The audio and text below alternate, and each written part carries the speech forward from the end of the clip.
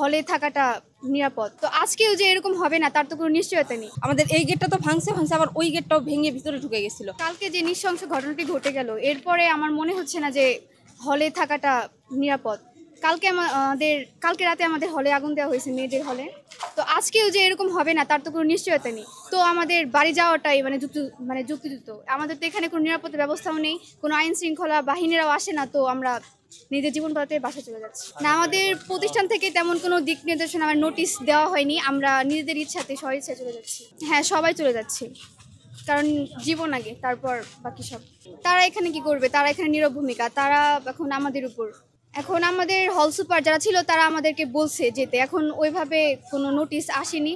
But main কথা হচ্ছে আমাদের দেখতে হবে, যেহেতু কালকে এগুলো ঘটে গেছে তখন কেউ দেখেনি। এখানে আমরা নিরাপত্তার অভাব বোধ করছি, কারণ হচ্ছে যে কালকে আপনারা জানেন যে এদিক থেকেই হামলাটা কিন্তু শুরু হয়েছে, এদিক থেকেও হয়েছে, এদিক যখন ওদিকে পাচ্ছিল না তখন এদিকে।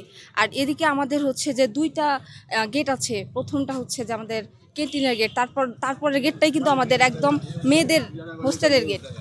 তো সেখানে যেটা হচ্ছে যে একদম সরাসরি তারা আমাদের এই গেটটা তো ভাঙছে আবার ওই গেটটাও ভেঙে ভিতরে ঢুকে গেছিলো, ইভেন আগুনও লাগাই দিছিল। তো আমরা এখানে কেমন করে নিরাপদ, তার থেকে আমরা হচ্ছে যে ইয়া থেকে যখন দেখতেছিলাম বারান্দা থেকে, তখন দেখি যে আমাদের ইট পাটকেল যা পাইছে তা দিয়ে করেছে এবং হচ্ছে বিভিন্ন খারাপ ইঙ্গিত দিচ্ছিল। আর আমরা তখন হচ্ছে লক্ষ্য করছি যে একদম বড় বড় রামদা থেকে শুরু করে যা আছে সব নিয়ে, তখন তো আমাদের আমরা একদম হুমকির মুখে না।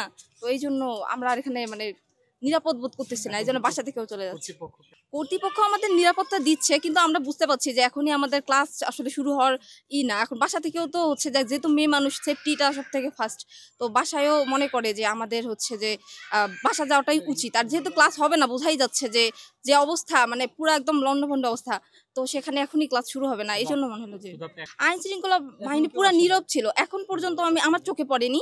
এবং হচ্ছে যে আমরা বারবার ট্রাই করতেছিলাম, যখন আমরা চোখের সামনে এগুলো দেখতেছিলাম যে আমাদের ভাইদের এরকম করে মারতেছে বা এরকম একটা বিশৃঙ্খলা পরিবেশ, তখন আমরা বারবার চেষ্টা করছিলাম যে তাদের সাথে কন্ট্যাক্ট করি। আমরা হচ্ছে পুলিশ থেকে শুরু করে বিভিন্ন যে কন্ট্যাক্ট নাম্বার আছে সেগুলোতে আমরা চেষ্টা করছি, সেনাবাহিনীর সাথে যোগাযোগ করার চেষ্টা করছি, কিন্তু সবাই বলে যে আমাদের উপর থেকে কোনো নির্দেশ আসেনি, এরকম ধরনের কথা বলছে। তো দেখলেনই তো শেষ পর্যন্ত সারা রাত ধরে এরকম একটা ঘটনা ঘটলো। আগুন ছুঁড়ে মারছে আমাদের মেয়েদের যে ক্যান্টিন, সেই ক্যান্টিন তারা ভাঙচুর করছে। আপনারা গিয়ে দেখে আসতে পারেন, ক্যান্টিনের অবস্থা বিধ্বস্ত। আর একটা স্টুডেন্ট কিভাবে এরকম সন্ত্রাসী কর্মকাণ্ড চালাতে পারে?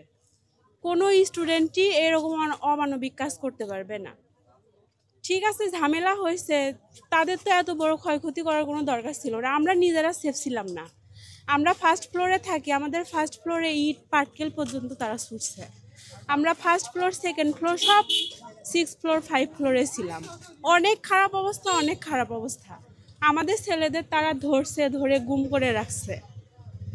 তারা এসে ধাওয়া পাল্টা ধরে, এই যে এখানে দেখেন, ভেঙে দিয়ে চলে গেছে। পুরো ক্যাম্পাসের মধ্যে আগুন দিয়ে বাস দিয়ে চলে গেছে।